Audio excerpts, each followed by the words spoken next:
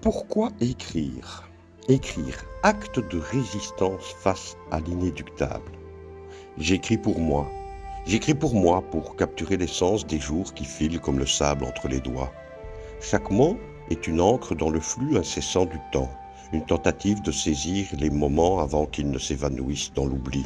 J'écris pour me souvenir des rires qui résonnent, des larmes qui perlent, des regards qui parlent, pour ne pas oublier les visages aimés, les lieux chéris, les sensations qui caressent l'âme.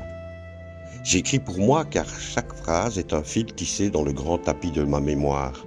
Un jour peut-être, les souvenirs se brouilleront, les noms s'effaceront et des histoires se mélangeront. Mais ces mots seront là, témoins immuables d'une vie vécue avec passion.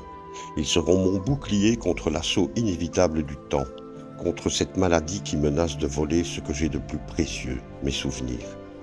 J'écris pour moi, pour me souvenir, pour lutter contre l'effacement, pour défier l'oubli. Et si un jour je ne peux plus reconnaître mon propre reflet, peut-être que ces mots me rappelleront qui je suis, d'où je viens et les rêves que j'ai osé rêver. J'écris pour elle pour que les mots traversent le temps et l'espace, pour qu'ils soient le pont entre nos mondes. Ces lignes sont des fragments de mon âme, des éclats de ma vie, des morceaux choisis de mon histoire. J'écris pour qu'elle sache, pour qu'elle ressente, pour qu'elle comprenne. Chaque lettre est une empreinte, chaque phrase un souffle, chaque paragraphe un battement de cœur.